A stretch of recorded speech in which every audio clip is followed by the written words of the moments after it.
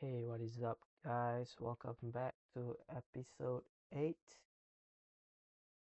In part 1, last episode, we looked inside strings. Now, we learn how to build them. And this is the single most useful string skill for AI work because every prompt you ever send a model is a string you built yourself. So let me first show you the painful way so you appreciate the good way. Say I want the sentence Reaper Ichigo is in squad 13. Missing, so this mixes text and variables. So the old approach is to glue everything with plus signs here. And look, there's also a trap. Squad is a number, 13, and you cannot glue text and number directly. So I have to wrap it in string first. It works, but it's fiddly. It's easy to forget a string, and honestly, it's quite ugly lah. So all these quotes and pluses, it's not nice to see. So now the good way, you should call F strings. Watch how much nicer this is. I put a little letter F right here before the opening quote. So this F is the magic. It basically tells Python this string has blanks to fill in. Then anywhere I want a variable, I just drop it inside these curly braces. So Reaper in braces, squad in braces, there are variables on top here. So we run it, the same sentence. Reaper Ichigo is in squad 13. But see, there's no plus signs, there's no commas, no wrapping of any variables in string.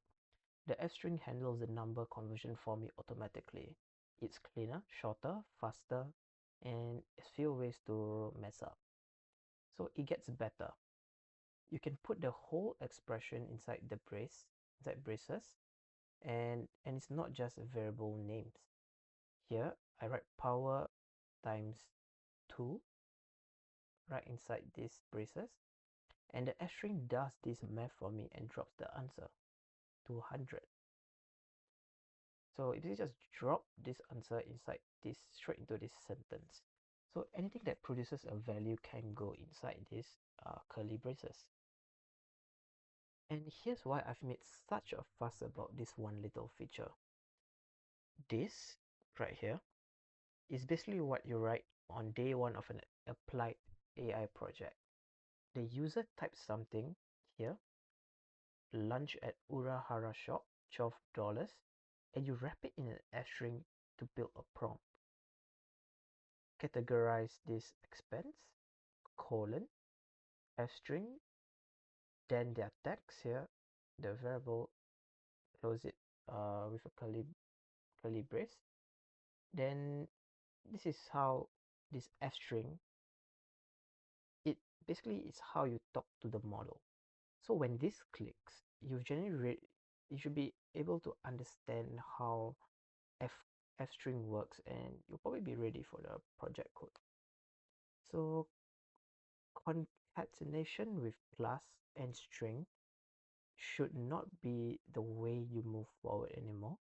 F strings are how basically everyone in the industry now build text nowadays. See, it looks much cleaner here. All right, just a quick recap here of the whole chapter. Part 1, we reach inside strings.